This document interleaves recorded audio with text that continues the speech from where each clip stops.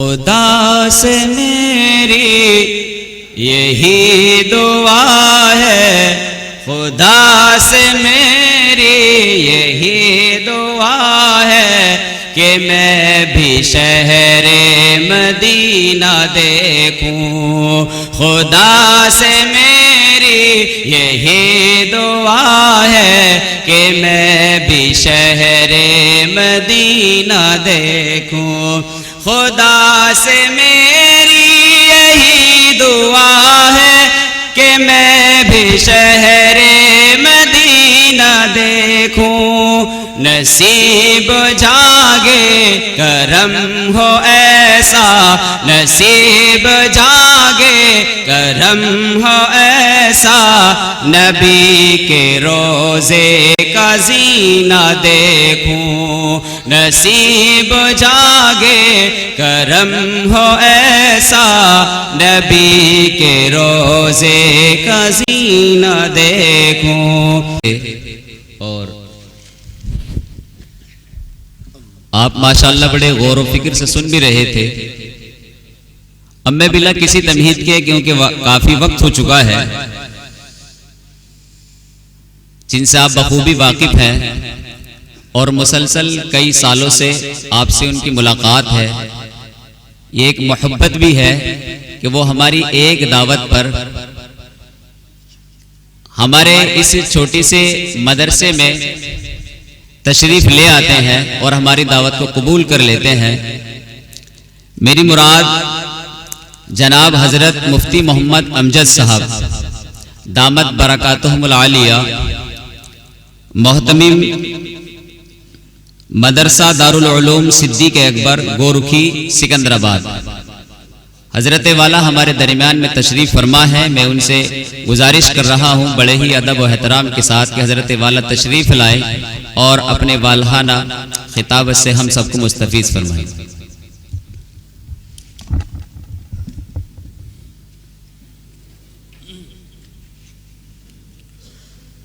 السلام علیکم ورحمۃ اللہ وبرکاتہ۔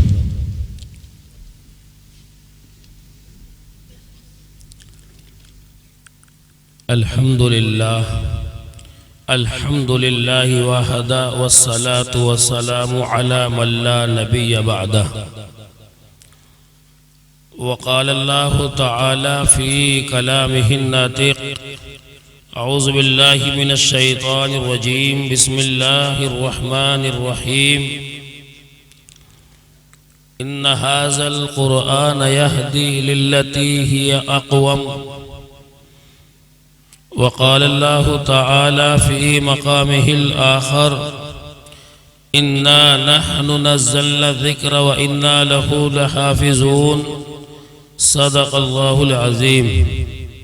وقال النبی صلی اللہ علیہ وسلم، اقرأ وارتق ورتل كما كنت ترتل في الدنيا فإن منزلك عند آخر آية تقرأها، او کما قال علیہ الصلاة والسلام۔ انہی کی محفل سنوارتا ہوں، چراغ میرا ہے رات ان کی۔ انہی کی محفل سنوارتا ہوں، چراغ میرا ہے رات ان کی۔ انہی کے مطلب کی کہہ رہا ہوں، زباں میری ہے بات ان کی۔ حضرات محترم اور معزز سامعین کرام، اور یہاں رونق اسٹیج حضرات علماء کرام، اور خاص کر حضرت اقدس حضرت الحاج مولانا مفتی محمد مستقیم صاحب، استاذ حدیث جامعہ خادم الاسلام ہاپوڑ یہاں تشریف فرما ہے۔ حضرت ہی دعا کرائیں گے انشاءاللہ العزیز، اور ہم سب کے بڑے، ہم سب کے سرپرست اور آپ کے جانے پہچانے، ہمارے دلوں کی دھڑکن حضرت حافظ سعید احمد صاحب مد ظلہ العالی یہاں تشریف فرما ہے، جو اس اجلاس کی صدارت فرما رہے ہیں۔ اور اسی طریقے سے استاذ جامعہ خادم الاسلام ہاپوڑ قاری محمد شوقین صاحب مد ظلہ العالی یہاں تشریف فرما ہے، اور حضرت قاری محمد زوار صاحب جو شعبہ تجوید کے استاذ یہاں تلاوت حضرت نے فرمائی اور اپنی تلاوت سے اس اجلاس کا آغاز فرمایا۔ ایک طریقے سے آپ یوں کہہ لیجئے کہ پورا جامعہ خادم الاسلام سمٹ کر کے یہاں سال میں 1-2 دفعہ تو جمع ہو ہی جاتا ہے۔ یہ کرامت ہے تمہارے محتمم صاحب کی۔ یہ محتمم صاحب دعوت دیتے ہیں، دعوت دینے کا بھی انداز ان کا نرالا ہوتا ہے۔ یہ ایسا نہیں کہتے کہ آپ دعوت تاریخ لکھ لیں ہمارے یہاں نہ یہ تو اپنے چودراہٹ انداز میں کہتے ہیں بس یہاں آنا ہی ہے آپ کو، بس ان کا تو انداز یہ ہے ماشاءاللہ۔ اور پھر جب اس انداز میں کہتے ہیں تو پھر کوئی منع کرتا ہے نا، پھر تو سب چلے ہی آتے ہیں۔ بہرحال مائک پر تھے ابھی حضرت مولانا ابرار صاحب، بہت جوشیلا بیان، صبح کہیں شام کہیں۔ اللہ تبارک و تعالیٰ ان کے علم کے اندر عمر کے اندر برکت عطا فرمائے، کہو آمین۔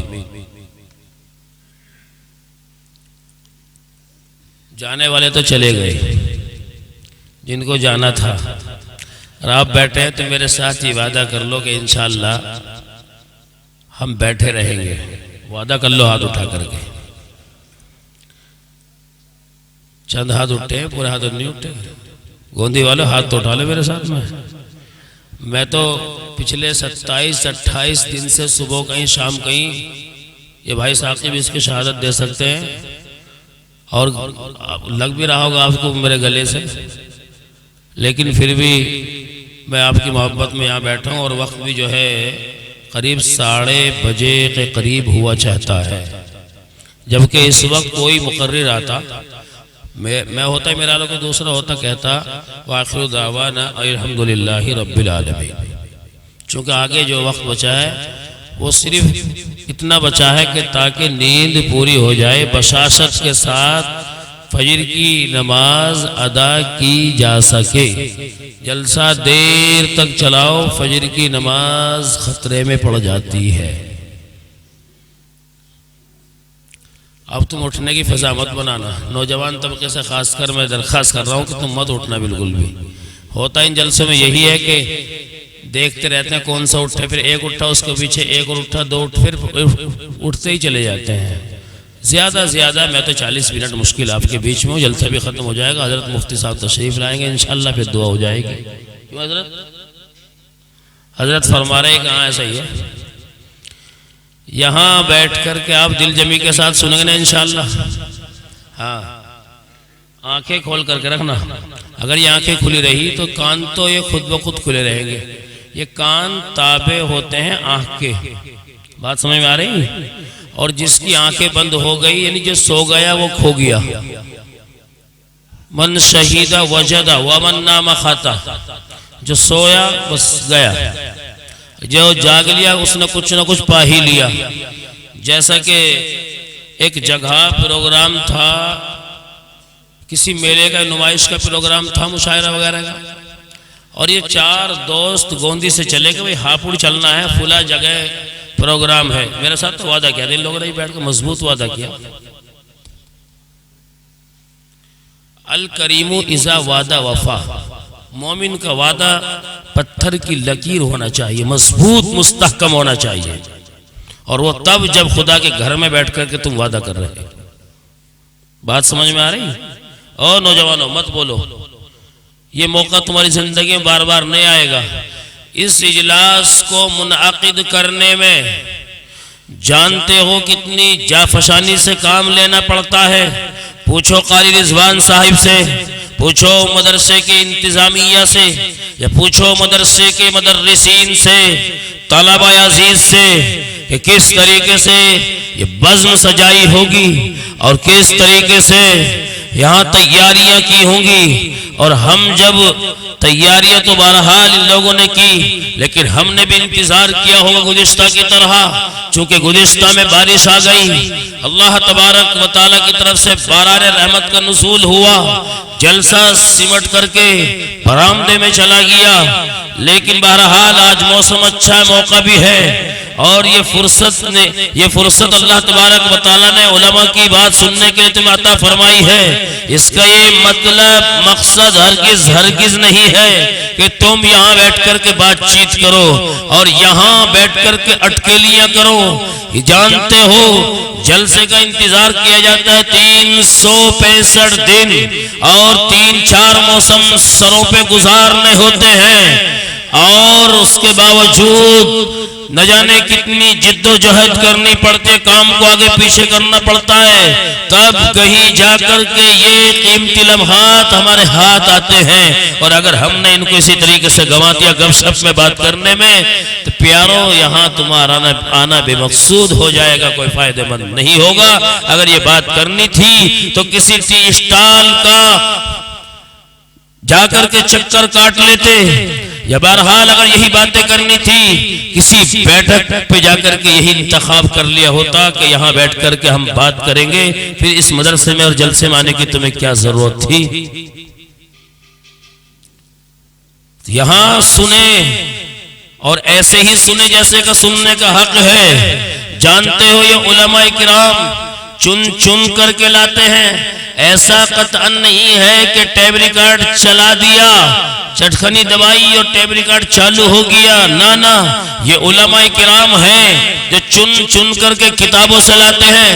ایک بات بتلانے کے لیے, یہاں بیٹھ کر کے معافی ضمیر ادا کرنے کے لیے کئی کتابوں کا مطالعہ کرنا پڑتا ہے. اور یہ وہ جگہ ہے جس جگہ ہر کس و ناقص جرأت نہیں کر سکتا, ہمت نہیں کر سکتا یہاں بولنے کی. وہ مجھے یاد آیا ڈاکٹر علامہ اقبال کا زمانہ. ڈاکٹر علامہ اقبال نے ایک بڑا پروگرام منعقد کرایا. وہ ڈاکٹر علامہ کہ جو آج اکثر و بیشتر مقرر وہ ہیں, ان کے شعر سے اپنی بات کو شروع کریں گے یا اپنی بات کو ان کا شعر پڑھ کر کے پیش کریں گے تاکہ بات میں پختگی تازگی پیدا ہو جائے. ڈاکٹر علامہ اقبال صاحب نے پروگرام منعقد کرایا اور اس پروگرام کی صدارت ایک وقت کے پہلوان جو بہت مشہور و معروف پہلوان تھا اس کے سپرد کر دی. اور پروگرام کے اخیر میں آ کر کے کہا ڈاکٹر صاحب نے کہ ہم اپنے صدر صاحب سے درخواست کریں گے تشریف لائیں اور اپنے چند کلمات ہم برکتاً یہاں مائک پہ آ کر کے کھڑے ہو کر کے پیش فرمائیں. پہلوان کو کھڑا کیا گیا, اکھاڑے کا مالک تھا, اکھاڑے میں جا کر کے وہ مضبوطی سے لڑتا تھا اور اپنے جوہر دکھلاتا تھا. اسے کیا معلوم تھا اسٹیج پہ کیسے کھڑا ہوا جاتا ہے اور کیا کہا جاتا ہے. کھڑا تو ہو گیا لیکن تھر تھر کانپ رہا تھا. بھول گیا کھاڑے میں کھڑا ہوں, بھول گیا کہ میں مائک پر کھڑا ہوں. فوراً سے آستین چڑھا کر کے بولا, کہا کہ بھائیو سب کثرت کیا کرو. یہ اسٹیج وہ ہے یہاں اچھے کے پسینے چھوٹ جاتے ہیں. تو یہاں اگر کوئی مولوی بیٹھا ہے تو وہ صرف اور صرف اللہ کے بھروسے بیٹھا ہے. اور جیسی آپ کی سماعتیں ہوں گی اللہ تبارک و تعالیٰ ایسی ذہنوں میں بات ڈالتا چلا جائے گا اور پھر ایسی ہی باتیں ہوتی چلی جائیں گی.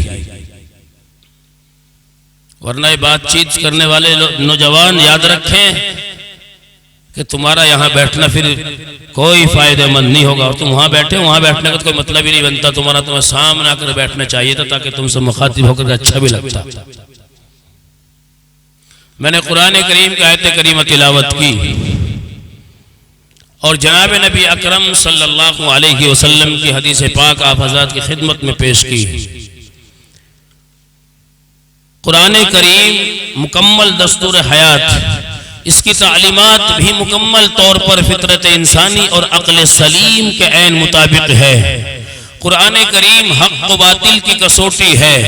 قرآن کریم کی تعلیمات سے عرب قوم ایسی طاقتور ہو گئی کہ اس کے آگے قیصر و کسریٰ, روم و فارس سب زیر ہو گئے, سب سر نگوں ہو گئے, سب نے گھٹنے ٹیک دیے. اور کیوں نہ زیر ہوتے, یہ احکم الحاکمین کا کلام ہے, سلطان السلاطین کا فرمان ہے. سطوط و جبروت والے بادشاہ کا کلام ہے کہ جس کی برابری، جس کی ہمسری آج تک نہ کسی بڑے سے بڑے آدمی سے ہوئی اور نہ ہی ہو سکتی ہے۔ اسی طرح کسی انسان کا کلام اللہ کے کلام کا مقابلہ نہیں کر سکتا۔ نبی علیہ السلام کا فرمان ہے فضل کلام اللہ علی سائر الکلام کفضل اللہ علی سائر خلقی۔ ارے یہی تو وجہ تھی کہ جب حضرت اکرمہ کلام پاک کو تلاوت کے لیے کھولتے تھے تو بے ہوش ہو کر زمین پہ گر جایا کرتے تھے، ان کی زبان پر یہ کلمات جاری و ساری ہو جایا کرتے تھے، ھذا کلام ربی، ھذا کلام ربی، یہ میرے رب کا کلام ہے، یہ میرے رب کا کلام ہے، میں اس کو اپنی زبان سے کیسے ادا کر سکتا ہوں؟ یہی وہ کتاب ہدایت ہے کہ جس کے نازل ہونے کی خوشخبری تمام سابق انبیاء نبیین علیہ السلام نے دی۔ یہی وہ خدائی کلام ہے جو لوح محفوظ میں تحریر ہے، جس کی بات پر مقرب ترین فرشتے مامور ہیں۔ یہی وہ آسمانی دستور حیات ہے جو کبھی مٹایا نہیں جا سکتا۔ یہی وہ قرآن ہے کہ اگر جنات نے سنا میرے آقا کے جیویدہ ہو گئے، اگر عمر نے سنا ایمان میں داخل ہو گئے، جبیر ابن مطعم سنتا ہے ایمان لے آتا ہے۔ اس کے مقابلے میں جس نے بھی قرآن کو میرے نبی کی زبانی سنا وہ ایمان میں داخل ہوتے چلے گئے۔ یہاں تک کہ مسلمانوں میں یوں بھی کہتا چلوں آج قرآن کریم کی برکت ہے جو زمین سے یہ غلہ پیدا ہو رہا ہے، قرآن کریم کی برکت یہ ہے اگر یہ شامیانہ نظر آ رہا ہے، یہ قمقمے نظر آ رہے ہیں، قرآن کریم کی برکت ہے اگر درختوں کے اندر ہریالی باقی ہے، قرآن کریم کی ہی برکت ہے اگر زمین سے چشمہ ابل رہا ہے، قرآن کریم ہی کی برکت ہے اگر دریاؤں کے اندر طغیانی باقی ہے، دریاؤں کے اندر روانی باقی ہے، قرآن کریم ہی کی برکت ہے اگر سمندر اپنی اصلی حالت پر ٹھہرا ہوا ہے، قرآن کریم ہی کی برکت ہے یہ زمین اپنی اصلی حالت پر باقی ہے، قرآن کریم ہی کی برکت ہے یہ آسمان بغیر ستون کے قائم و دائم ہے اگر یہ قرآن کریم ہی کی برکت ہے۔ آج پھلوں کے اندر رنگت باقی ہے اور پھلوں کے اندر مٹھاس بھی باقی ہے اور پھولوں کے اندر رنگت باقی ہے، اور یہ بھی قرآن کی برکت ہے کہ آج مدارس کا نظام باقی ہے، مساجد کا نظام باقی ہے، خانقاہوں کا نظام باقی ہے، اور یہ بھی قرآن کی برکت ہے کہ مساجد کی مناروں سے اللہ اکبر کی صدائیں بلند ہو رہی ہے، یہ بھی قرآن کی برکت ہے۔ سروں پر ٹوپیاں نظر آ رہی ہیں، چہروں پر داڑیاں نظر آ رہی ہیں۔ مسلمانوں اپنے ذہنوں میں اس کو بٹھا کر کے چلو، قرآن ہے تو نظام کائنات بھی باقی ہے، قرآن نہیں ہے تو پھر نظام کائنات بھی باقی نہیں ہے۔ ذہنوں میں بٹھا کر کے چلو۔ ہم نے متعدد جگہوں پر یہ بات کہی کہ آج چونکہ رسول پاک علیہ السلام سے زمانہ دور ہو گیا، اسی لیے قرآن کریم پہ اعتقاد ہمارا بمقابلے دوسری چیزوں کے کم ہوتا جا رہا ہے۔ وجہ اس کی یہ ہے کہ قرآن سے دوری ہوتی چلی گئی، ہم قرآن کو پڑھتے ہیں لیکن سمجھتے نہیں ہیں، اور بعض تو وہ بھی ہیں کہ وہ جانتے بھی نہیں پڑھتے بھی نہیں ہیں۔ اگر اخبار میں کوئی ہیڈنگ لگ جائے، آج ہی چرچا ہوتا ہے چوراہوں پر، ٹی اسٹالوں پر، ہوٹلوں پر، نہ جانے کہاں کہاں اخبار پڑھنے کے بعد یہ چرچا ہوتا ہے، حکومت کی طرف سے بلا گیا، فلاں نے یہ کہہ دیا، فلاں وزیر اعلیٰ نے یہ کہہ دیا اور فلاں نے یہ کہہ دیا۔ یہ کوئی کہنے کے لیے تیار نہیں ہے کہ 1450 سال پہلے اللہ تبارک و تعالیٰ نے قرآن کریم کے اندر یہ ارشاد فرمایا ہے، یہ کوئی کہنے کے لیے تیار نہیں ہے۔ حالانکہ ہونا تو یہی چاہیے مسلمانوں کہ جو آج تم دیکھ رہے ہو، آج تم سن رہے ہو، اور جو بھی تمہارے سامنے مناظر ہیں، یہ سارے کے سارے قرآن کریم کے اندر ریکارڈ موجود ہے۔ چاہے تم کسی بھی عنوان پر بات کرو، قرآن تمہیں اس عنوان کو بتلائے گا، وہ قرآن کریم کے اندر موجود ہے۔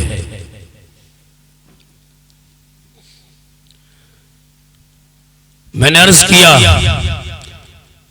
کہ قرآن کریم کے الفاظ سنے عمر نے، قرآن کریم کے الفاظ سنے طفیل دوسی نے، اور جبیر ابن مطعم نے ایمان لے آئے۔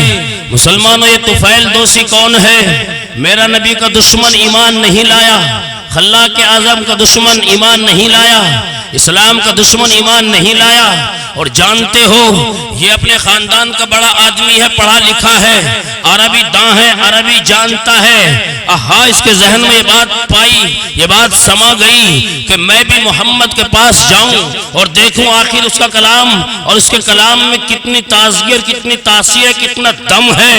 یہ نبی کے پاس میں گیا، اور واقعہ یوں کتابوں کے اندر لکھا ہے کہ ایک موقع پر جناب نبی اکرم صلی اللہ علیہ وسلم کے پاس قیدی قید کر کے لائے گئے۔ یہ طفیل دوسی کے خاندان کے لوگ بھی قید کر کے لائے گئے تھے۔ طفیل دوسی چلا ہے سفارش کرنے کے لیے، لیکن وہ کہتے ایک تیر سے دو شکار۔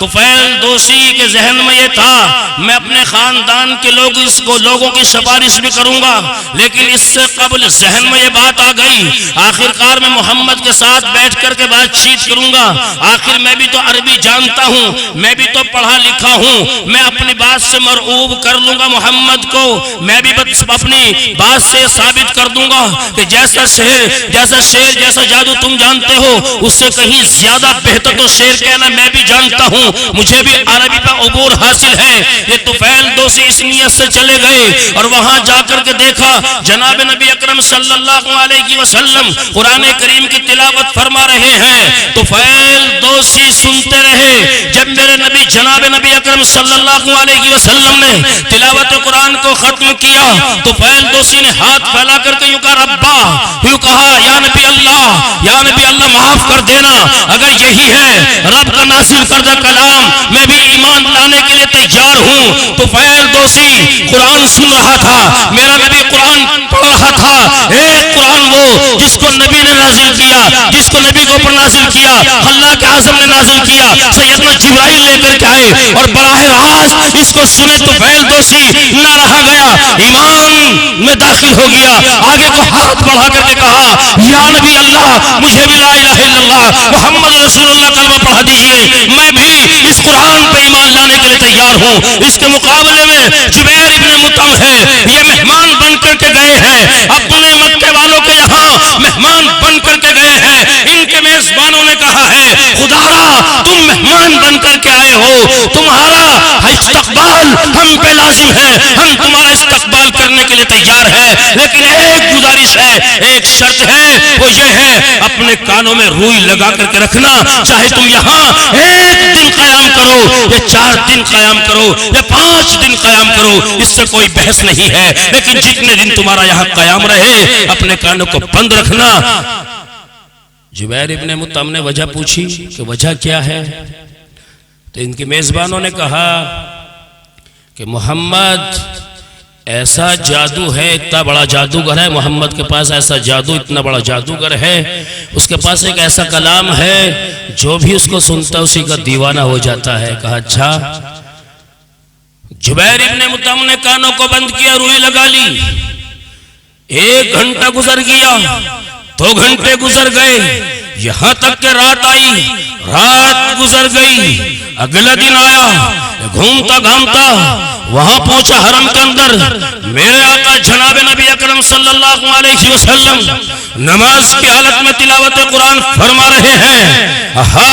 یہ کھڑا ہو گیا، یہ کھڑا ہو کر کے دیکھتا ہے، لیکن انسان کی فطرت ہے، انسان کو جس چیز سے روکا جاتا ہے اس کے پاس میں ضرور جاتا ہے۔ سیدنا آدم علیہ نبی جی علیہ السلام کو روکا گیا تھا گندم کے درخت کے پاس نہ جانا، لیکن گئے، انسان کی فطرت ہوتی ہے۔ وہاں جبیر ابن مطعم نے کانوں کی روئی لگا دی، یہ سوچ کر کے روئی نکال دی، آخر میں بھی تو پڑھا لکھا ہوں، میں بھی تو عربی جانتا ہوں، عربی گرامر سے واقف ہوں، آخر میں بھی تو دیکھتا ہوں کہ محمد کے پاس کون سا کلام ہے۔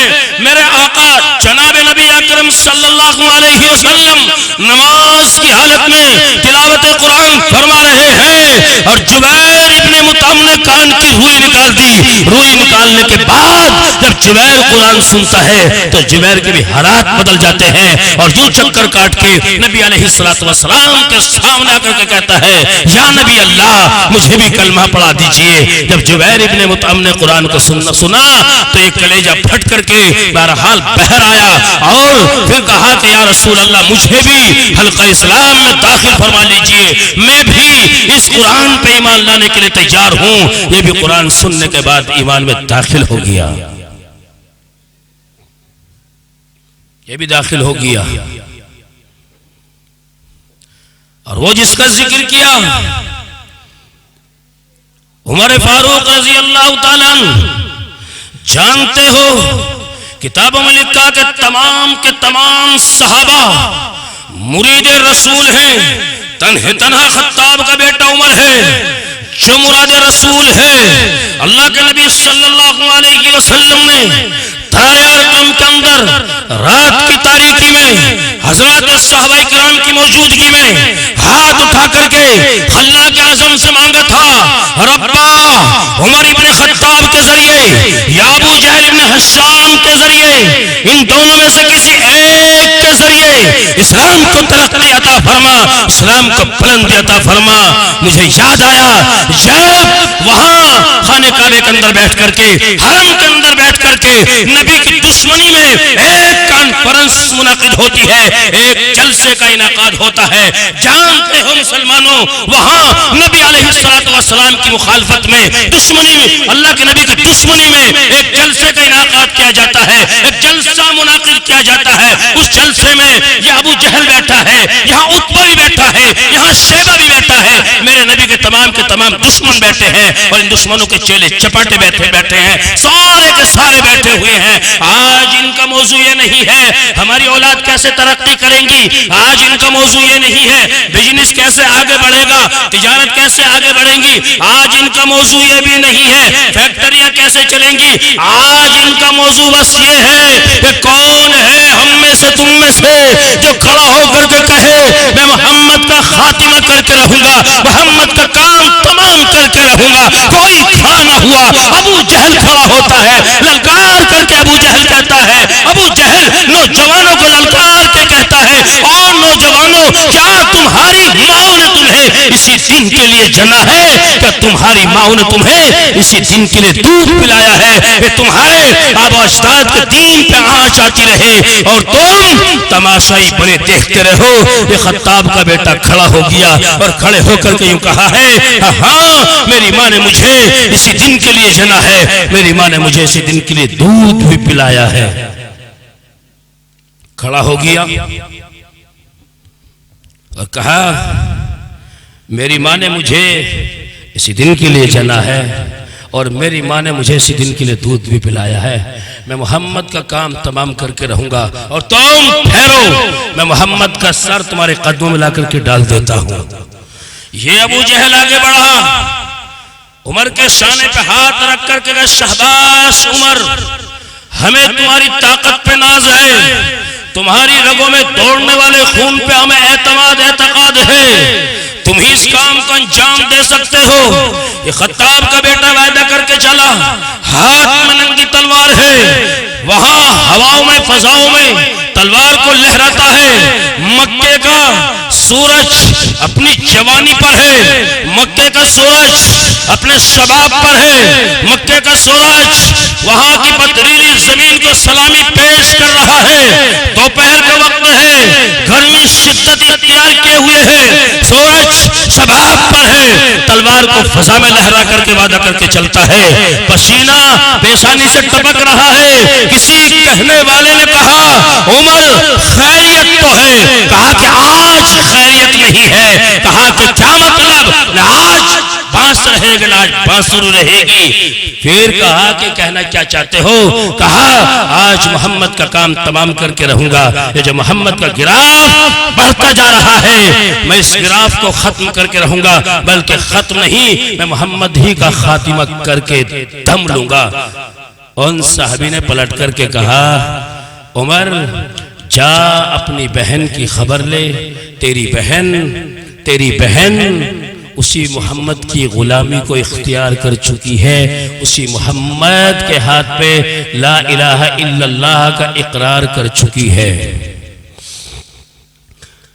جب یہ بات عمر کے سامنے آئی کہ تیری بہن نے اس قرآن کو گلے سے لگایا، اللہ کے نبی صلی اللہ علیہ وسلم کے ہاتھ پر بیعت کر لی ہے، کلمے کو پڑھ لیا ہے، ایمان میں داخل ہو گئی ہے، عمر کے غصے میں 4 چاند لگ گئے اور عمر کا غصہ بڑھتا چلا گیا، عمر کے غصے میں 4 چاند لگ گئے اور غصہ تیز ہو گیا، شدت اختیار کر گیا، بجائے ادھر کو جاتا ہے راستہ کینسل کر دیا، ترک کر دیا، چھوڑ دیا، ادھر کو جاتے ہیں۔ ان کی بہن وہاں سامنے پہاڑ کے برابر وہیں پہ ایک مکان بنا کر کے زندگی گزار رہی ہے، یہ تیز قدموں کے ساتھ میں چل رہے ہیں اور وہاں پہنچے، مکان کے دروازے پر پہنچے ہیں، کان لگا دیے، اندر دروازے کے اندر مکان کے اندر ان کی بہن موجود ہے، ان کے بہنوئی موجود ہیں اور دونوں کے دونوں خیرکم من تعلم القرآن وعلمہ کے مصداق بن کے زندگی گزار رہے ہیں۔ میرے آقا کا فرمان یہ ہے تم میں سب سے بہتر وہ ہے کہ قرآن کو سیکھے، قرآن کو سکھائے۔ یہ بات جناب نبی اکرم صلی اللہ علیہ وسلم نے ارشاد فرمائی ہے اور اسی حدیث کے مصداق بن کر کے یہ دونوں میاں بیوی زندگی گزار رہے ہیں۔ وہاں جس وقت عمر پہنچے ہیں اور کنڈی کھٹکھٹائی ہے، ان کی بہن نے دروازے کے سوراخ میں جھانک کر کے دیکھا ہے تو وہاں اب پلٹ کر کے اپنے شوہر سے کہتی ہے آپ چھپ جائیں، بھائی جان دروازے پر ہے، نہ جانے آج ارادہ کیا ہے۔ اور ہاتھ میں بھی ننگی تلوار ہے، شمشیر برہنہ ہے، ہاتھ میں ننگی تلوار ہے۔ ان کے شوہر چھپ گئے اور عمر نے جب کنڈی کھٹکھٹائی ہے، ان کی بہن نے جرأت اور ہمت کر کے دروازہ کھول دیا ہے۔ برجستہ عمر نے کہا نہ دیکھا کیا پڑھ رہی تھی، جانتے ہو وہ خاتون وہ تھی جس نے نبی کے ہاتھ پر بیعت کی تھی، وہ خاتون وہ تھی جس نے نبی کے عہد میں کلمہ پڑھا تھا، وہ خاتون وہ تھی جس نے نبی کے زمانے میں نبی علیہ السلام کی تعلیمات کو اپنے سینے میں بسایا تھا، وہ خاتون وہ تھی جس نے ابھی چند دنوں پہلے اسلام قبول کیا تھا، نبی کے زمانے کو دیکھا تھا، نبی کے زلفوں کو دیکھا تھا، نبی کی سنتوں کو اپنے آنکھوں سے دیکھا تھا۔ آج کی خاتون ہوتی اور خاتون تو دور کی بات ہے، آج کا مرد بھی ہوتا، خدا کی قسم موت سامنے کھڑی ہو کر، موت کو سامنے کھڑے دیکھ کر کے پیچھے قدم ہٹا لیتا، لیکن یہ خاتون وہ تھی جس نے نبی کے ہاتھ پر بیعت کی تھی۔ جانتے ہو برجستہ موت سے ٹکرا گئی اور موت سے ٹکرا کر کے یوں کہا عمر سن، تیری آنکھ بھی ناپاک ہے، تیری زبان بھی ناپاک ہے، تیرا سر بھی ناپاک ہے، تیرے کان بھی ناپاک ہے، گویا کہ سر سے لے کے پیر تک تیرا بدن، تیرا جسم کفر کے جراثیم میں ڈوبا ہوا ہے۔ عمر کا غصہ تھا، مزید غصہ آیا، زوردار تماچا جڑ دیا اپنی بہن، ان کی بہن نازک سی خاتون تھی، عمر بہادری میں چین کی دیوار کی طرح کھڑے ہوئے تھے، وہ ٹکرا گئے لیکن یہ بھی ٹکرا گئی۔ جانتے ہو ایک تماچا جڑ دیا، یہاں جہاں چٹان میں سر ٹکرایا یہاں سے خون بہا ہے اور خون پیر تک بہا ہے، گشی تاری ہو گئی ہے، گشی تاری ہونے کے بعد زمین پہ گر گئی، بے ہوش ہو گئی ہے۔ اللہ تبارک و تعالیٰ نے ہمت عطا کی ہے، حوصلہ عطا کیا ہے، کھڑی ہو گئی ہے اور عمر سے کہا کھڑے ہونے کے بعد عمر سن، اگر تیری رگوں میں خطاب کا خون ہے، میری رگوں میں بھی خطاب کا خون ہے، یہ تو ممکن ہے خدا کے کلام کی خاطر ہم جان دے دیں، لیکن یہ ممکن نہیں ہے خدا کا کلام ناپاک ہاتھوں میں دے دیں۔ یہ کہا یہ تو ممکن ہے کہ خدا کا کلام ناپاک، خدا کے کلام کی خاطر ہم جان لٹا دیں، جان دے دیں، جان کا نذرانہ پیش کر دیں، لیکن یہ ممکن نہیں ہے کہ خدا کا کلام کسی ایرے گہرے ناپاک ہاتھوں میں تھما دیں۔ عمر سوچ میں پڑ گئے اور عمر یہ سوچ میں پڑ گئے کہ وہ خاتون، وہ بہن بات آمنے سامنے آنکھوں میں ڈال کر کرنا تو دور کی بات کہ جواب دینے کے لیے بھی سوچا کرتی تھی۔ اگر آج اتنی جرأت اور ہمت کر کے جواب دے رہی ہے، آخر کچھ تو راز ہے، کچھ تو پردے داری ہے۔ کچھ تو ہے. اگر کوئی نوجوانوں سے کہہ دے یا بیٹھ جائے جلسہ خراب یہیں سے ہوگا، اگر یہ جلسہ خراب ہوا تو ان نوجوانوں کے سر اس کی ذمہ داری جائے گی. جب بھی ہمارے اجتماعات خراب ہوئے ہیں یہ ہلڑ بازی سے خراب ہوئے ہیں، ورنہ کیا ضرورت تھی تمہیں جا کر کے پرمیشن لینے کی؟ یہی تو وجہ بنتی جا رہی ہے. نوجوانوں کو کب سمجھ آئے گی نہ جانے. سر پر ٹوپیاں ہونی چاہیے اور بیٹھ کر کے سنیں، یہ ثابت کر دے ہم نبی کا غلام ہے، ہم نبی کے دیوانے ہیں. لیکن یہ ہلڑ بازیاں ہمارے نوجوانوں کو اتنی محبوب ہے، اتنی پسند ہے کہ مدرسے کا جلسہ خراب ہوتا ہو تو ہو جائے، ہمیں کوئی بحث نہیں ہے.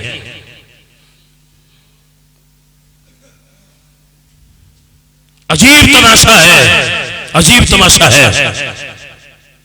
میں نے اہل و پیمان کرایا، اس کے بعد اٹھ کے چلے گئے. ہنگامہ آ رہی ہو رہی ہے وہاں پہ جانے کے بعد.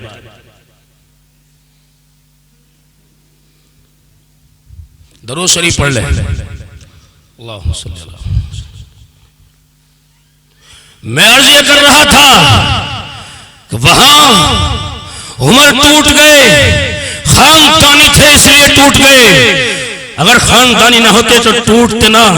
خاندانی تھے وہ الگ بات، اسلام نہیں لائے، نبی کا دشمن ہے، قرآن کے دشمن ہے، خلاق اعظم کے دشمن ہے، لیکن تھے خاندانی. ٹوٹ گئے. اور خاندانی ہوتے ہیں بہنوں کے سامنے ٹوٹ جاتے ہیں اور اپنی پھوپھیوں کے سامنے ٹوٹ جاتے ہیں، اپنی بیٹیوں کے سامنے ٹوٹ جاتے ہیں. عمر خاندانی تھے، ٹوٹ گئے. یاد رکھو مسلمانوں، بہنوں کے سامنے ٹوٹنا بہتر ہوتا ہے. یہ بھی بہنوں کا مان ہوتا ہے. اگر بہن کسی چیز کو کرے یعنی کسی کی ضد کرے، تمہیں لگ رہا ہے کہ واقعتاً یہ رسول پاک علیہ السلام کی تعلیمات سے اس کی بات نہیں ٹکرا رہی ہے، قرآن سے اس کی بات نہیں ٹکرا رہی ہے، اور پھر ہمیں سمجھ لینا چاہیے اگر ہم بہن کے سامنے چھوٹے بن جائیں گے تو کوئی بات نہیں ہے، وہ ہماری بہن ہے. اسی در و دیوار کے سائے میں ہم پلے ہیں اور اسی مکان کے در و دیوار کے سائے میں وہ بھی پلی ہے. جس ماں کی سینے سے چمٹ کر کے پونے 2 سال تو نے دودھ پیا ہے، اس نے بھی اسی ماں کے سینے سے چمٹ کر کے دودھ پیا ہے. اور جس ماں کے دوپٹے کے سائے میں تو نے پرورش پائی، تربیت پائی، تو جوان ہوا ہے، یہ بھی اسی ماں کے دوپٹے کے سائے تلے جوان ہوئی ہے. خاندانی بہنوں کے سامنے ٹوٹ جاتے ہیں. عمر ٹوٹ گئے. مسلمانوں جب بہن گھر میں آئے، اللہ کی قسم دروازے دل کے کھول کر کے رکھنا، دسترخوان کو وسیع کر دینا. جب تمہاری بہن گھر میں آئے انواع اقسام کے کھانے بنانا، اور جب بہن گھر میں آئے اپنے کام کو آگے پیچھے کر کے بہن کے ساتھ بیٹھ کر کے کم از کم اس کے حالات کو معلوم کرنا، اس کی خیریت معلوم کرنا. یہ قطعاً مت کرنا تمہاری بہن گھر پہ چل کر کے آئے اور تم وہاں گپ سپ لڑاتے رہو، حکا ڈراتے رہو بیٹھکوں میں. جب وہ آئی تھی تم گھر میں موجود تھے، اس کے آنے کے بعد تم نکل گئے، اور جب تم گھر میں آئے ہو پھر رات کے 12 بج گئے، رات کا 1 بج گیا. تمہاری بہن سفر کی تھکی ہوئی تھی، وہ سو گئی، اور پھر اس کے بعد میں تم صبح کسی کام سے نکل گئے. چونکہ تم نے کہیں زبان دے رکھی تھی، وعدہ کر رکھا تھا، کام تھا. بہرحال بہن 2 دن گھر پہ رہی ہے اور 2 دن میں تمہیں فرصت نہ ملی بہن سے بات کرنے کی. یہ کون سی بات ہوئی ہے؟ جب بہن گھر پہ آئے اس کا اکرام کرنا، اس کا احترام کرنا، اور جب بہن گھر پہ آئے کھانوں کی کوالٹی بڑھا دینا. اگر ایسا نہ ہوا تو بہن کو احساس ہو چلے گا یہ در و دیوار وہی ہے جہاں میرا بچپن کٹا ہے. بہن سوچنے پر مجبور ہوگی، آج اگر میرا باپ ہوتا اس گھر میں میری منشا کے مطابق کھانا بنتا. اگر میری ماں ہوتی تو میری ماں میرے لیے نہ جانے کیا کیا کرتی. اگر بہن کو احساس ہو گیا، خدا کی قسم سماج کے اندر تمہارا قد چھوٹا ہو جائے گا. رسول پاک علیہ السلام کی عدالت کے اندر بھی تمہارا قد چھوٹا ہو جائے گا.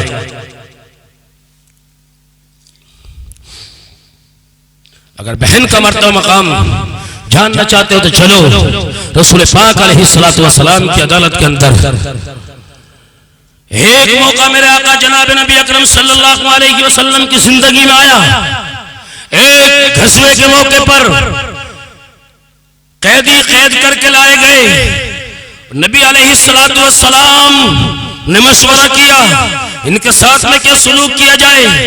حضرات صحابہ کرام نے کہا فدیہ لے کر کے آزاد کر دیا جائے۔ جب میرے نبی نے اعلان فرمایا، حضرات صحابہ کرام ہیں چندہ جمع کر رہے ہیں، قبیلہ در قبیلہ، یعنی کئی قبیلے کے لوگ تھے، ایک خاندان والے، ایک قبیلے والے چندہ جمع کرتے کرتے ایک دروازے پر پہنچ کر دستک دیتے ہیں، اندر سے نسوانی لہجے میں آواز آتی ہے، کون؟ کہا کہ ہم ہیں، اہل محلہ، اہل قبیلہ، اہل خاندان۔ کہ کیسے آنا ہوا؟ کہا کہ ہمارے ساتھی کو محمد عربی نے قید کر لیا، ہم ان کے چھڑانے کے لیے چندے کا نظام بنا رہے ہیں، فدیے کی رقم جمع کر رہے ہیں۔ جب اس خاتون نے محمد کا نام گرامی سنا، مچل گئی اور یوں کہا یہ وہی محمد ہے جس کو میں جانتی ہوں، اگر یہ وہی محمد ہے جس کو میں پہچانتی ہوں پھر تمہیں چندہ جمع کرنے کی ضرورت نہیں ہے۔ قبیلے کے لوگوں نے کہہ دیا اگر یہی بات ہے آپ آئے ہمارے ساتھ میں، یہ خاتون چلی ہے، آگے قبیلے کے لوگ چل رہے ہیں، یہ پیچھے پیچھے چل رہی ہے۔ وہاں پہنچے جس جگہ جس مقام پر آخری الزمان نبی اکرم صلی اللہ علیہ وسلم تشریف فرما تھے، ایک صحابی باہر کھڑے ہوئے تھے، ایک صحابی پہرا دے رہے تھے۔ خاتون نے کہا ہے کہ جا کر کے کہنا محمد عربی سے کہ تمہاری بہن دروازے پر ہے، تمہاری چوکھٹ پہ آئی ہے، تم سے ملاقات کرنا چاہتی ہے۔ جا کر کے صحابی نے کہا تمہاری بہن دروازے پر ہے، آپ سے ملاقات کرنا چاہتی ہے۔ میرے نبی نے غور و خوض کرنے کے بعد انکار کر دیا۔ میرے نبی نے کہا اس روئے زمین پہ میری کوئی بہن نہیں ہے، اس روئے زمین پہ میری کوئی بہن نہیں ہے، انکار کر دیا۔ صحابی پلٹ کر کے آئے، کہا کہ آقا نے منع کیا ہے کہ میری کوئی بہن نہیں ہے۔ خاتون نے کہا کہ جا کر کے کہنا، ذمہ داری کے ساتھ عرض کر رہی ہے کہ تمہاری بہن ہے۔ یہ پیغام نبی کی خدمت میں دوبارہ پہنچایا گیا۔ صحابی پہنچے، جا کر کے کہا یا رسول اللہ، وہ خاتون کہہ رہی ہے کہ میں ہوش کے اندر دانش مندی کے ساتھ یہ بات کہہ رہی ہوں کہ میں اپنے بھائی سے ملنا چاہتی ہوں۔ وہ دعویٰ کر رہی ہے تمہاری بہن ہونے کا، آپ کی بہن ہونے کا۔ میرے آقا یوں کہتے ہیں کہ پھر اندر آنے کی اجازت ہے۔ میرے نبی یہاں تشریف فرما ہے اور وہ وہاں سے چل کر کے آ رہی ہے۔ جانتے ہو میرے نبی نے چال ڈھال سے پہچان لیا یہ حلیمہ کی بیٹی سیما ہے۔ میرے نبی جناب نبی اکرم صلی اللہ علیہ وسلم کھڑے ہو گئے، اکرام کیا، استقبال کیا، اور کہا یہ نہ بلال، کہاں ہے بلال؟ یوں کہا لبیک یا رسول اللہ میں حاضر ہوں۔ یہ نبوت والی چادر بچھا دی جائے، یہ منصب یہ مقام ہے سیما کا کہ آج نبوت والی چادر پہ چل کر کے آئے۔ اور عرب حضرات جب کسی کو عزت دیا کرتے ہیں جانتے ہو وہ اپنی پگڑی اپنی دستار پیش کر دیتے ہیں تاکہ مہمان کو مہمانی نوازی کا شرف حاصل ہو، تاکہ مہمان کی عزت میں چار چاند لگ جائے، تاکہ مہمان کا رتبہ بلند ہو جائے۔ میرے نبی نے چادر پیش کر دی ہے اور وہاں سیما چل کر کے آئی ہے، لیکن عربوں کا طریقہ کار رہا ہے۔ لیکن آج کیسے کہہ دیا جائے یہ عرب وہی عرب ہیں، یہ عرب وہی عرب ہیں جو نبی کے غلام ہیں، بلکہ مجھے کہنے میں کوئی حجاب نہیں ہے، کوئی شرمندگی نہیں ہے۔ آج عرب وہ عرب نہیں ہے، نظام عرب تبدیل کر کے رکھ دیا ہے۔ جانتے اس کا ذمہ دار کون ہے؟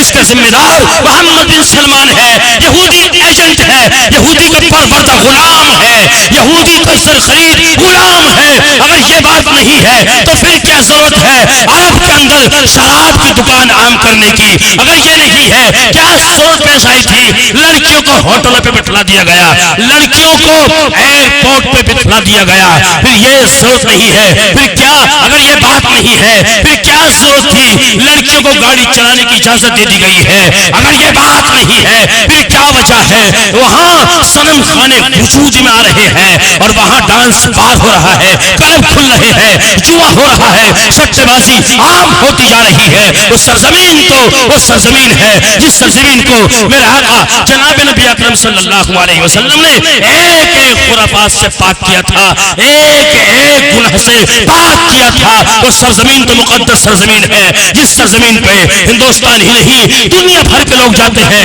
اپنے گناہوں کا اعتراف کرتے ہیں, اللہ کے حضور سجدہ کرتے ہیں, اللہ کے حضور پیشانی رکھ کر کے اپنے گناہوں پہ نادم ہوتے ہیں, شرمندہ ہوتے ہیں, توبہ کرتے ہیں, تائب ہوتے ہیں. ہاں اور تو اور منظر آپ نے دیکھا ہوگا کہ وہاں فلسطین برابر میں ہے, غزہ برابر میں ہے, فلسطین جھلستا رہا, مرتا رہا, کرتا رہا, غزہ تباہ ہوتا رہا. محمد بن سلمان یا عرب کے شہزادے بیٹھے دیکھتے رہے. اور مسلمانوں اگر یہ بات نہیں ہے تو پھر کیا بات ہے؟ آج کیسے کہہ دیا جائے ان عربوں کے بارے میں یہ وہی عرب ہے؟ خدا کی قسم یہ یہودیوں کے پروردہ غلام ہے, ایجنٹ ہے. کہیں نہ کہیں تو گڑبڑ ہوئی, کہیں نہ کہیں تو چوک ہوئی ہے. چوک نہیں بلکہ بڑی خطا ہوئی ہے کہ جس وجہ سے عرب کی سرزمین کا غلط استعمال ہونے لگا ہے. کچھ تو ہے, کچھ تو ہے. ورنہ جانتے ہو وہ لوگ تو قرآن کے عاشق تھے, انہوں نے قرآن کو سینے سے لگائے, حالات بدلتے چلے گئے. انہوں نے قرآن پہ عمل کیا, کھجورے کھا کے ریگستان میں زندگی گزاری ہے, تاریخ شاہد ہے. انہوں نے اپنی باتوں کو منوایا, وہاں سپر پاور طاقت سے ٹکرا گئے تھے. شاہ فیصل رحمت اللہ علیہ دھمکی دے دی تھی سپر پاور طاقت کو کہ ہم ان کی اولاد میں سے ہیں جنہوں نے کھجور کھا کر کے اور پانی پی کر کے ریت پہ زندگی گزاری ہے. اگر ہمارے ساتھ یہ دوہرا سلوک کیا جائے گا ہم پھر اسی پیٹرن پہ چلے آئیں گے. لیکن آج اگر آنکھوں میں آنکھیں ڈال کے یہ بات کہنے والا نہیں ہے, یہ بات کرنے والا نہیں ہے, آخر کچھ تو رازداری, کچھ تو پردیداری ہے جو بک گئے ہیں, کچھ تو ہے. اور یہی نہیں, جب جب بھی قرآن پہ کسی نے عمل کیا, جب جب بھی قرآن کو سینے سے لگایا اور جب جب بھی قرآن پہ عمل پیرا ہو گئے, تاریخ رقم کرتی ہے ماضی قریب کے اندر وہ پگڑی پھاڑی والے جنہوں نے پگڑی پہنی ہے اور اللہ کی سنتوں کو اپنے چہروں پہ سجایا ہے, دنیا کو پیغام دے دیا ہے کہ جب کوئی نبی سے محبت کرتا ہے اللہ اس سے محبت کرتا ہے. دنیا کو پیغام دے دیا ہے کہ سنت پہ عمل کرو گے تو ذلیل نہیں ہوگے. سپر پاور سے ٹکرائے, لمبے زمانے تک ٹکراتے رہے, آخرکار سپر پاور طاقت گھٹنے ٹیکنے پر مجبور ہو جاتی ہے. پھر کہا, دوسروں سے خوشامد کر کے کہا ہم مسالت کرنا چاہتے ہیں, ہم بات چیت کرنا چاہتے ہیں. وہ سپر پاور طاقت گھٹنوں کے بل چل کر کے دوحہ قطر میں آئی اور قطر میں بیٹھ کر کے بات چیت ہوئی ہے, مصالحت ہوئی ہے, وہاں بیٹھے ہوئے ہیں. ادھر سے جواب یہ تھا ہم یہ چاہتے ہیں, ہم یہ چاہتے ہیں کہ کندھار میں ہمارا ہوائی اڈا ہونا چاہیے. پلٹ کر کے کہہ دیا اگر تم کندھار کی بات کرتے ہو ہم بھی یہ کہتے ہیں واشنگٹن میں ہمارا ہوائی اڈا ہونا چاہیے. لرز گیا قطر کا شہزادہ, اور جب اس کی لرزتے ہونٹوں کو اور کپکپاتے ہاتھوں کو دیکھا ہے تو جانتے ہو اس نے یہ کہنے کی کوشش کی ہے ذرا سنبھل کر کے بات کرو. ایک ہاتھ اس کا روکا ہے اور ہاتھ جھٹک کر کے یوں کہا ہے کہ تیرے روحانی ابا اجداد ہوں گے, ہمارے نہیں ہے. ہم تو جس انداز میں بات کرتے ہیں یا آج بھی بات یہی ایسی کرتے ہیں, کل بھی ایسی ہی کری تھی, آئندہ بھی انشاءاللہ ہم اسی لب و لہجے کے ساتھ بات کرتے رہیں گے. یہ ہے قرآن کی طاقت, یہ ہے نبی سے محبت کی طاقت, محبت کی مثال. کہاں ہو مسلمانوں, زمانہ کدھر جا رہا ہے؟ مرعوب مت ہونا, تمہارے پاس میں اتنا کیمیا نسخہ ہے, اس کو اپنی زندگی میں داخل کر لینا, اپنی زندگی میں بسا لینا, تم کامیاب ہوتے چلے جاؤ گے. تم بھی کامیاب, تمہاری نسلیں بھی کامیاب ہوگی. مجھے مولانا قاری محمد رضوان صاحب نے بتلایا تھا یہاں 3 بچے غالباً حافظ ہو رہے ہیں.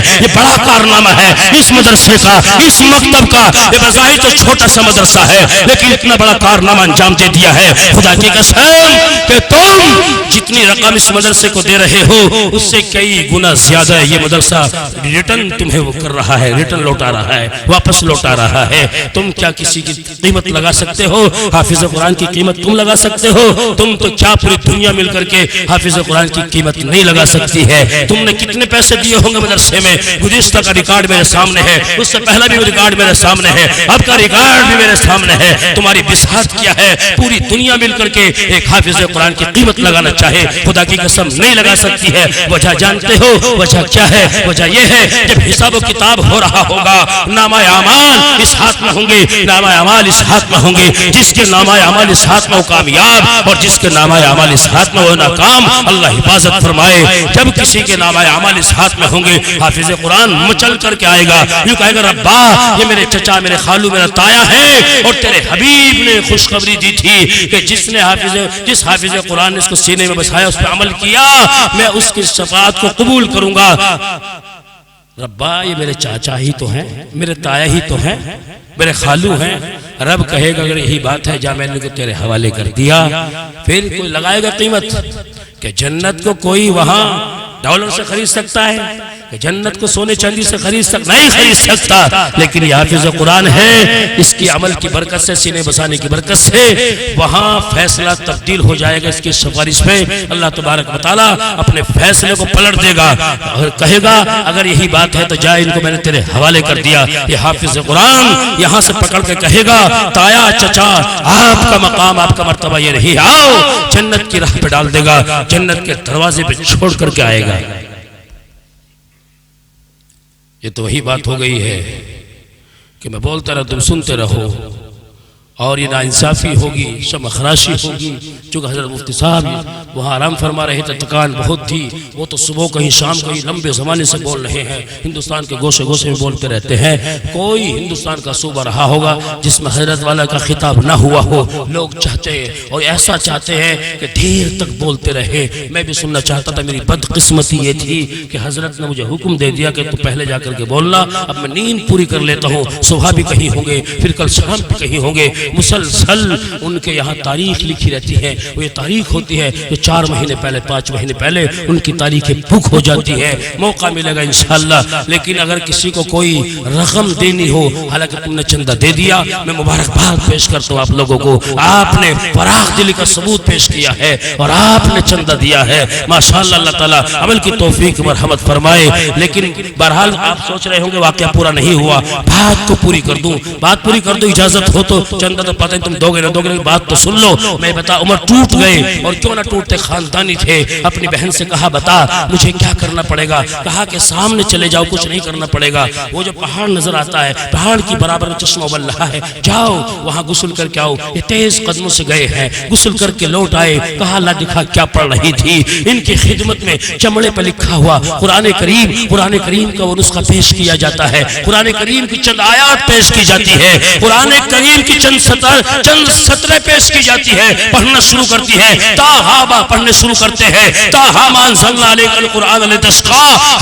حالات بدلتے چلے جاتے ہیں اور جانتے ہو مسلمانوں جب ان کے حالات بدلتے چلے جاتے ہیں یوں کہتے ہیں اگر یہی ہے رب کا نازل کردہ کلام، اگر یہی ہے رب کا نازل کردہ کلام، اگر یہی ہے محمد عربی پر نازل کردہ کلام، میں بھی اس کلام پر ایمان لانے کے لیے تیار ہوں. ان کے بہنوں ہی چھپے ہوئے تھے، بہر آ گئے اور بہر آ کر کے استقبال کیا اور یوں کہا عمر مبارک ہو، عمر مبارک ہو. کل دار ارقم کے اندر جناب نبی اکرم صلی اللہ علیہ وسلم نے ہم لوگوں کی موجودگی میں ہاتھ کو پھیلا کر کے بارگاہ الہی میں یہ دعا مانگی تھی، ربا ابو جہل ابن حشام کے ذریعے یا عمر ابن خطاب کے ذریعے، ان دونوں میں سے کسی ایک کے ذریعے اسلام کو ترقی عطا فرما، اسلام کو بلندی عطا فرما. لگتا یہ ہے کہ عمر تمہارے حق میں نبی کی دعا قبول ہو گئی. ان کے بہنوئی لے کے بڑے ہیں، آگے وہ جا رہے ہیں. ان کے بہنوئی دار ارقم کی طرف بڑھ رہے ہیں. یہ دار ارقم کیا ہے؟ ایک چھوٹا سا مدرسہ ہے، اسلام کا سب سے پہلا مدرسہ ہے. یہاں معلم کی حیثیت سے خود جناب نبی اکرم صلی اللہ علیہ وسلم تشریف فرما ہے اور متعلمین کی صفوں میں حضرات صحابہ کرام بیٹھے ہوئے ہیں. اور وہاں عمر نے کنڈی کھٹکھٹائی. ایک صحابی نے دروازے کے سوراخ میں جھانک کر کے دیکھا، پلٹ کر کے نبی علیہ السلام کی طرف اشارہ کر کے یوں فرمایا، یا رسول اللہ، خطاب کا بیٹا صاحب کا بیٹا عمر دروازے پر ہے، ہاتھ میں ننگی تلوار ہے، نہ جانے ارادہ کیا ہے اس سے پہلے نبوت کو ارشاد فرماتی یہ بول پڑے حضور کے چچا جو کل ایمان لائے ہیں، حضرت حمزہ ایمان میں داخل ہو گئے تھے اور حضرت حمزہ بہادر تھے، اگر ادھر عمر بہادر ہے ادھر حضور کے چچا بہادر ہے، اور یہ دستور ہے اس زمانے کا، یہ دستور ہے اس دنیا کا، اس خاندان میں کوئی بہادر ہوتا ہے اس کا جواب اس خاندان میں ہوتا ہے، اس محلے میں کوئی بہادر ہوتا ہے اس کا جواب اس محلے میں ہوتا ہے۔ یوں کہا دروازہ کھول دیا جائے، دروازہ کھول دیا، پلٹ کے یوں کہا نیت صحیح ہے تو ہم ویلکم کریں گے، اہلاً سہلاً مرحبا کہیں گے، اور اگر نیت صحیح نہیں ہے اسی کی گردن اسی کی تلوار ہوگی۔ دروازہ کھول دیا گیا، دروازہ کھول دیا گیا۔ عمر کے تو حالات بدلے ہوئے تھے، حالات بدلے ہوئے تھے۔